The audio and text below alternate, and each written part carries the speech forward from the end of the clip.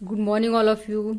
I am doctor Seema और आप देख रहे हैं अपना YouTube channel RS mathematics and geography classes. तो कैसे हैं आप लोग? आशा करते हैं कि बहुत ही अच्छे होंगे और नियत समय से अपने लक्ष्य की ओर हर पल अग्रसर हो रहे होंगे। तो जैसा कि TGT, PGT और LT की वैकेंसी आने वाली है तो उसी की प्रिपरेशन कर रहे हैं हम लोग। और इसी में आपका TGT में जो शुरुआत है भौतिक भूगोल की, उसमें सबसे पहला ही टॉपिक है सौर मंडल। तो हम सौर मंडल के बारे में जानेंगे और सौर मंडल से पहले यानी कि हम जानेंगे ब्रह्मांड के बारे में। तो बहुत सारे प्रश्न सौर मंडल से तो बनते ही हैं, उसके अलावा ब्रह्मांड से भी बनते रहे हैं। तो चलिए शुरू करते हैं आज की क्लास। और यदि आप हमारे चैनल पर फर्स्ट टाइम विजिट कर रहे हैं तो आप हमारे चैनल को सब्सक्राइब करना ना भूलें, क्योंकि आने वाले एग्जाम्स यानी कि TGT, PGT, LT या फिर अदर्स एग्जाम, तो अगर आप ज्योग्राफी या मैथमेटिक्स से हैं तो आपको हमारे चैनल पर काफ़ी मदद मिलेगी। तो चलिए शुरू करते हैं आज की क्लास। हमारा टॉपिक ब्रह्मांड, यानी कि सबसे पहले हम जानेंगे ब्रह्मांड के बारे में। पहला पॉइंट इसमें यही बन सकता है कि ब्रह्मांड है क्या। तो अगर देखा जाए तो पृथ्वी है, ग्रह हैं, उपग्रह हैं या फिर सौरमंडल, तारे हैं, आकाश गंगाएं हैं, इन सभी का जो सम्मिलित यानी कि सम्मिलित रूप है, इन सभी के सम्मिलित पुंज को ही हम कहते हैं ब्रह्मांड। नेक्स्ट अगर बात करें तो कभी कभी पूछ लिया जाता है कि जो इसका वैज्ञानिक अध्ययन है इसे हम क्या कहते हैं, यानी कि ब्रह्मांड का वैज्ञानिक जो अध्ययन है उसे हम क्या कहते हैं। तो इसे हम कहते हैं कॉस्मोलॉजी। तो आप इसको हिंदी में ना याद करके इंग्लिश में ही याद रखें, क्योंकि जो वर्ड इंग्लिश का है वो अक्सर पूछा जाता रहा है। अगर हिंदी में कहेंगे तो ब्रह्मांड विज्ञान ही कहेंगे। इसके अलावा अगर हम बात करें कि इस शब्द का सर्वप्रथम प्रयोग किसने किया था, तो जो ये शब्द है इसका सर्वप्रथम प्रयोग कब हुआ था, तो ये हुआ था 1730 में। अब बात आती है कि किसने किया था, तो ये किया था क्रिश्चियन वॉल्फ ने। क्रिश्चियन वॉल्फ ने किया था। नेक्स्ट हम बात करें तो इसमें जो खगोल विधि है उन्होंने अपने अपने मत व्यक्त किए ब्रह्मांड के बारे में। तो सबसे पहला नाम जो आता है वो आता है टॉलेमी महोदय का। टॉलेमी महोदय ने क्या किया, तो इन्होंने दिया था भूकेंद्रीय सिद्धांत। अब यहां पर इन्होंने भूकेंद्रीय सिद्धांत की बात की और इन्होंने इस सिद्धांत में पृथ्वी को संपूर्ण ब्रह्मांड का केंद्र बताया, यानी कि पृथ्वी क्या है, संपूर्ण ब्रह्मांड का केंद्र है। नेक्स्ट अगर बात करें हम तो सूर्य ब्रह्मांड के केंद्र में है तथा अन्य ग्रह इसकी परिक्रमा करते हैं। और सूर्य केंद्रीय सिद्धांत, ये दोनों जो दूसरे हमारे खगोलविद रहे और वो थे निकोलस, और ये कहाँ के थे, ये थे पोलैंड के। कौन थे? खगोल शास्त्री थे। नेक्स्ट हम बात कर रहे हैं कि ग्रहीय कक्षाओं के नियम की खोज किसने की। निकोलस के बाद तीसरा नंबर आता है केपलर का। तो केपलर का योगदान भी काफी हद तक ब्रह्मांड की उत्पत्ति से रिलेटेड रहा। सौरमंडल आकाश गंगा का एक अंश मात्र है, ये किसने कहा था, तो अब नंबर आता है विलियम हर्शले महोदय का। यानी कि सबसे पहला टॉलेमी, नेक्स्ट निकोलस और नेक्स्ट है केपलर, फिर आए विलियम हर्शले। और इन्होंने ये कब कहा था, तो ये कहा था इन्होंने 1805 में। नेक्स्ट हम बात करें अगर तो आधुनिक समय में ब्रह्मांड की उत्पत्ति संबंधी जो सर्वमान्य सिद्धांत है। अगर वैसे देखा जाए तो ब्रह्मांड की उत्पत्ति के सिद्धांत कई हैं, जैसे कि महाविस्फोटक सिद्धांत हो गया, बिग बैंग थ्योरी, या फिर उसके अलावा स्फीति सिद्धांत है, उसके अलावा साम्यावस्था सिद्धांत है या इसे स्थिर अवस्था संकल्पना भी कहते हैं। और नेक्स्ट है दोलन सिद्धांत। अगर हम महाविस्फोटक सिद्धांत की बात करें तो एफ जॉर्ज लेमेंटियर ने दिया था। उसके अलावा अगर स्पीडी सिद्धांत की बात करें तो अलेन गुथ ने दिया था। और साम्यावस्था की बात करें तो इसमें 3 महोदय हैं, थॉमस गोल्ड, हरमन बॉडी और फ्रेड हॉयल। और इसके अलावा अगर दोलन सिद्धांत की बात करते हैं तो इसमें आएंगे आर्थर एडिंगटन। लेकिन जो सबसे कहना चाहिए सर्वमान्य जो सिद्धांत है वो है बिग बैंग सिद्धांत या ब्रह्मांड परिकल्पना, जिसका कि प्रतिपादन किसने किया था? तो ये है लेमेंटियर महोदय ने किया था, यानी कि एब जॉर्ज लेमेंटियर इनका पूरा नाम है। कब किया था? तो 1894 से 96 में दिया था इन्होंने। और इसके अंतर्गत आकाशगंगा सौरमंडल की उत्पत्ति के लिए ये थ्योरी थी। अगर इस सिद्धांत की व्याख्या की बात करें तो सबसे पहले इसकी व्याख्या किसने की है? रॉबर्ट वेगानर ने, जो कि 1967 में की थी। आकाशगंगा क्या है? तो आकाशगंगा असंख्य तारों का समूह है। आकाशगंगा क्या है? तो आकाशगंगा असंख्य तारों का समूह है। और प्रश्न पूछा जाता है कि एक आकाशगंगा में कितने तारे हो सकते हैं, जो कि आपका पीजीटी में पूछा गया क्वेश्चन है ये। तो ये उसमें जो ऑप्शन थे उसमें था 100 से 200 अरब, तो वहां पर 100 से 200 अरब सही आंसर था। लेकिन अगर ऐसे देखा जाए तो आप 100 अरब तारे अगर कहीं ऑप्शन में देता है तो इसे भी आप सही करेंगे। और अगर हम देखें तो जो गैलेक्सी है आकाशगंगा है वो कितनी है ये भी पूछ सकता है, तो ये है आपकी 100 अरब। आकाशगंगा का निर्माण किससे हुआ है? तो हाइड्रोजन गैस से बने गैसों के संलयन से इसका निर्माण हुआ है। नेक्स्ट अगर बात करें हम तो पृथ्वी के सबसे निकट स्थित निहारिका, ये प्रश्न पूछा जा सकता है। एंड्रोमेडा। सबसे हल्की निहारिका ओरियंस स्वाड है, जो कि निहारिका ऐरावत पथ में स्थित है। यानी कि यह पूछा जा सकता है कि कहां पर स्थित है, तो ऐरावत पथ में स्थित है। प्रश्न को किसी भी प्रकार से घुमाया जा सकता है। नेक्स्ट हम बात कर रहे हैं यहाँ पर वह आकाश यानी कि मंदाकिनी के बारे में अगर पूछा जाए तो वह आकाशगंगा जिसमें सौर परिवार यानी कि सूर्य, पृथ्वी, ग्रह, उपग्रह आदि अवस्थित होते हैं, तो वो क्या कहलाती है? वही मंदाकिनी कहलाती है। अगर देखें इसमें तो 24 आकाश गंगाओं का बृहद पुंज, यानी कि कितनी आकाश गंगाओं का? 24 आकाश गंगाओं का बृहद पुंज है ये। अगर वही बात आती है कि आकाश गंगा का आकार कैसा है, ये प्रश्न पूछा हुआ है, तो ये आकार आपका सर्पिल आकार है। नेक्स्ट हम बात कर रहे हैं मंदाकिनी का वह भाग जो पृथ्वी से एक प्रकाश सरिता सदृश दिखाई देता हो, तो उसे क्या कहते हैं? यानी कि मिल्की वे की बात यहाँ पे की जा रही है। दुग्ध मेखला, ये भी पूछा हुआ क्वेश्चन है। नेक्स्ट है आपका कि मंदाकिनी आकाश गंगा तस्तरी के समान चपटी है और इसकी 3 घूर्णनशील भुजाएं हैं और इनका विस्तार कितना है? 80,000 प्रकाश वर्ष है। नेक्स्ट मंदाकिनी के केंद्र में बल्ज और उसके पास क्वासर और उसके केंद्र में क्या है? तो वो है कृष्ण विवर। मंदाकिनी के केंद्र से अगर सूर्य की दूरी की बात करेंगे, मंदाकिनी के केंद्र से अगर सूर्य की दूरी की बात करेंगे तो 32,000 प्रकाश वर्ष। नेक्स्ट है आपका कि सूर्य मंदाकिनी के केंद्र का चक्कर कितने करोड़ वर्षों में पूरा करता है? ये प्रश्न पूछा जा सकता है और वो करता है 25 करोड़ वर्ष में पूरा करता है। अगर हम बात करें यहाँ पर कि वे तारे बताइए जो कि कभी फैल जाते हैं तो कभी सिकुड़ जाते हैं, तो वो तारे कौन से हैं?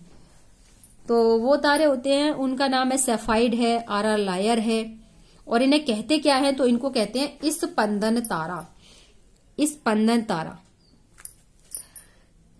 नेक्स्ट है आपका कि सबसे बड़ा तारामंडल पूछा जा सकता है सेंटोरस। कितने तारे हैं? तो ये है आपके 94। अगर अति विशाल तारा पूछा जाता है तो सेफाइड और आरआर लायर। अगर विशाल तारा पूछा जाता है तो अल्डेबरॉन, सिरियस है, बीटा सेंचुरी है। और इस प्रकार से अगर देखें तो पृथ्वी सूर्य की परिक्रमा के समय 12 तारा समूहों से होकर गुजरती है। इसमें कह रहा है कि 12 तारा समूहों से होकर गुजरती है और इन्हें राशि चक्र कहा जाता है। जैसा कि आपने देखा है कि 12 राशियां होती हैं, जैसे कि मेष है, वृष है, मिथुन है, कर्क है, सिंह है, कन्या है, तुला है, वृश्चिक है, मकर है, धनु है, कुंभ है और मीन है। तो इस प्रकार से ये जो 12 राशियां हैं वही इन्हें राशि चक्र कहा जाता है। अब आता है नंबर ध्रुव तारा। पृथ्वी के उत्तरी ध्रुव पर खड़े व्यक्ति के सिर के ऊपर स्थित है तथा 90 डिग्री का कोण बनाते हैं। यानी कि इस प्रकार से प्रश्न पूछा भी गया है कि पृथ्वी के उत्तरी ध्रुव पर खड़े व्यक्ति के ठीक सिर के ऊपर स्थित है वो कौन सा तारा, यानी कि ध्रुव तारे की बात कही जा रही है यहाँ पर। और 90 डिग्री का कोण बनाता है, यह भी वही है। ध्रुव तारे की किरणों के पृथ्वी के धरातल पर आयतन कोण के आधार पर पृथ्वी के अक्षांशों का निर्धारण किया जाता है।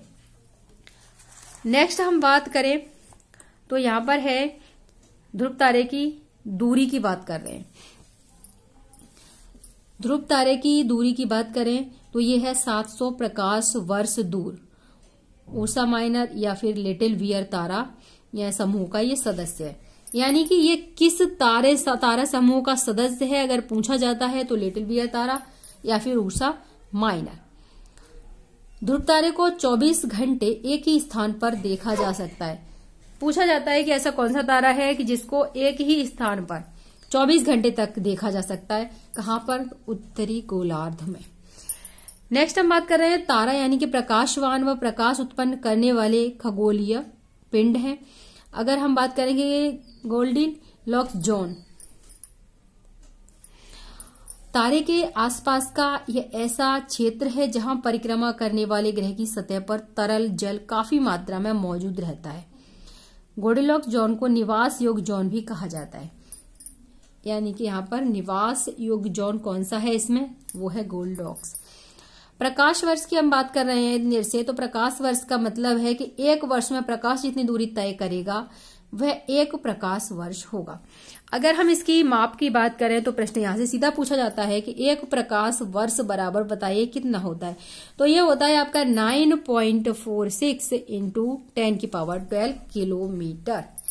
नेक्स्ट अगर बात करें तो सबसे बड़ी इकाई है वो होती है पारसेक। यानी कि एक पारसेक में कितने प्रकाश वर्ष होते हैं? वो होते हैं 3.26 प्रकाश वर्ष। सूर्य के सबसे नजदीकी तारा कौन सा है? ये प्रश्न पूछा जा चुका है और पूछा जा भी सकता है। ये है प्रोक्सिमा सेंचुरी। अगर इसकी उसकी माप की बात करें तो 4.3 प्रकाश वर्ष। सर्वाधिक चमकीला अगर तारा पूछा जाता है तो यह है साइरस। नेक्स्ट बात कर रहे हैं यहाँ पर हम विभिन्न रंगों के तारों का ताप। यानी कि यहां से भी प्रश्न पूछा जाता रहा है, ये देख पा रहे होंगे आप। अगर यहां पर आप देखेंगे तो नीला है, नीला श्वेत है, श्वेत है, श्वेत पीत है, पीत है, नारंगी है और लाल है। अब आप इसे अगर लर्न करने में दिक्कत हो रही है तो आप इस प्रकार से कर सकते हैं। सबसे पहले नीला है यहाँ पर और नीला तो नीला श्वेत, फिर श्वेत आ गया तो श्वेत और श्वेत के साथ पीत, पीत आ गया, फिर पीत के साथ फिर आगे नारंगी और लाल। आपको दोनों अलग से याद करने पड़ेंगे। नेक्स्ट हम बात करेंगे नीचे से ऊपर को ले जा रहे हैं आप तो यहाँ पर देख रहे हैं 3500 से 2000। अगर ऊपर देखेंगे आप तो 50,000 से 28,000। यानी कि जो माप इनका तारों का जो ताप है वो इसमें दे रखा है केल्विन में। तो आप इसे याद कर सकते हैं क्योंकि ऐसा ही पूछा जाता है कि जो रंगों के ताप है इनका या तो मिलान करने को दे दी जाएगा कि नीला है, नीला श्वेत है, श्वेत है, श्वेत पीत है।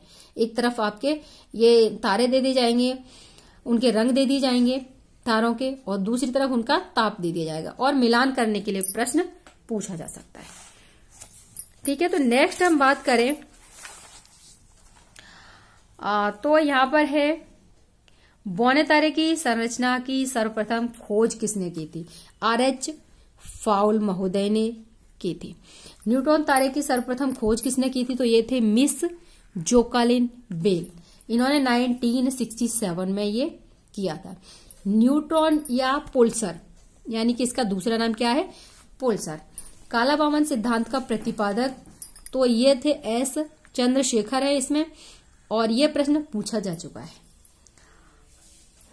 नेक्स्ट हम बात कर रहे हैं तो यहां पर हम आते हैं आगे, तो ये है आपके ग्रह व तारा में अंतर।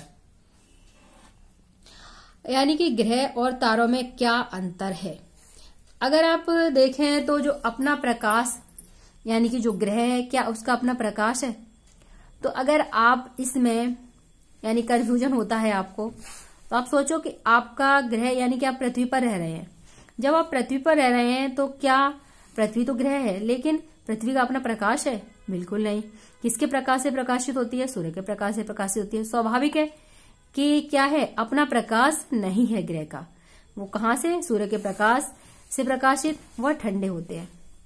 नेक्स्ट अगर यहाँ पर तारे की बात करेंगे तो अपना प्रकाश होता है, ऊष्मा तथा प्रकाश का विकिरण होता है। आकार में देखें तो तारों की अपेक्षा छोटे हैं ग्रह, और तारों का आकार यानी कि तारे बड़े हैं सूर्य से 1000 गुना। अगर यहाँ पर घनत्व की बात करते हैं हम, तो इनका घनत्व कितना है? अधिक व कम भी ठोस व द्रव अवस्था में मिलते हैं। कौन? ग्रह। अगर हम तारे की बात करें तो घनत्व कम है, गैसीय अवस्था में मिलते हैं ये। और यदि हम ग्रह की बात करें तो ये बड़े दिखाई देते हैं क्योंकि पृथ्वी के समीप है, लेकिन तारे क्या है, बहुत दूर होने के कारण कैसे दिखाई देते हैं? हमें छोटे दिखाई देते हैं। यहीं पर हम सूर्य की परिक्रमा करते हैं, यानी कि जो ग्रह है वो सूर्य की परिक्रमा करते हैं, और वहीं पर ये सूर्य की परिक्रमा नहीं करते, यानी कि तारे।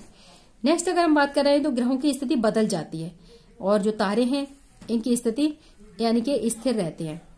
जैसा कि आप अगर देखेंगे तो ध्रुव तारा जो कि 24 घंटे तक एक ही जगह स्थिर आपको दिख जाता है, तो यहाँ पर यह बात सिद्ध हो जाती है। नेक्स्ट हम बात कर रहे हैं कि उपग्रह वे आकाशीय पिंड हैं जो अपने मात्र ग्रह की परिक्रमा करते हैं और साथ ही सूर्य की भी करते हैं। अब मान लीजिए कि चंद्रमा है, तो चंद्रमा क्या है? हमारी पृथ्वी का उपग्रह है, और वो पृथ्वी की परिक्रमा कर रहा है, साथ में सूर्य की। तो इस प्रकार से यहाँ पर उपग्रह की बात देख सकते हैं, यानी कि अपना प्रकाश नहीं होता, सूर्य के प्रकाश से प्रकाशित होते हैं। ग्रह व उपग्रह का भ्रमण पथ कैसा होता है पूछा जा सकता है, तो ये अंडाकार होता है। नेक्स्ट हम बात करें सौर मंडल में कितने ग्रह हैं, तो सौर मंडल में 8 ग्रह हैं, और निहारिका को सौर मंडल का क्या माना जाता है? जनक। ठीक है। सौर मंडल में सूर्य, 8 ग्रह, लाखों छोटे पिंड, क्षुद्र ग्रह, धूमकेतु, बृहद मात्रा में धूलकण, गैसें वगैरह वगैरह है। निहारिका ध्वस्त हुई थी, कब हुई थी? तो 5 से 5.6 अरब वर्ष पहले, यानी कि ये आपको याद रखने वाले पॉइंट हैं। ग्रह कब बने थे? 4.6 से 4.56 अरब वर्ष पहले। मानव की उत्पत्ति कब हुई थी? 3.5 अरब वर्ष पहले। अगर हम खगोलीय पिंड तथा प्लूटो बौने ग्रह की श्रेणी में आया था, तो वो 2006 से। अगर हम यहाँ पर ही ब्राउन डॉर्फ की बात करते हैं, तो ये है आपका, इसकी खोज कार्नेजी मेलन यूनिवर्सिटी के जैकलन फहर्टी और उनकी टीम ने की थी। ब्राउन डॉर्फ यानी कि ब्राउन डॉर्फ पूछा जा सकता है किसने की है? जैकलन फहर्टी ने। और ब्राउन डॉर्फ प्राय तारों और ग्रहों के बीच के गुणधर्म वाले पिंड है। तो इस प्रकार से ये क्या है कि सूर्य का चौथा सबसे नजदीकी ब्राउन डॉर्फ है, जिसका कि नाम है W-0855। तो इस प्रकार से आप देख सकते हैं कि जो हमने ब्रह्मांड की बात है वो इसमें समाप्त कर दी है। अब नेक्स्ट जो हमारा वीडियो होगा उसमें हम देखने वाले हैं सूर्य है, चंद्रमा है, और बाकी जो भी 8 ग्रह हैं उनके बारे में चर्चा करेंगे। तो आज की क्लास में बस इतना ही। और आप यदि फर्स्ट टाइम विजिट कर रहे हैं हमारे चैनल पे, तो हमारे चैनल को सब्सक्राइब करना ना भूलें। आपको आगे आने वाले एग्जाम्स में काफी हेल्प मिलेगी। चलिए मिलते हैं नेक्स्ट क्लास में, तब तक के लिए नमस्कार, जय हिंद।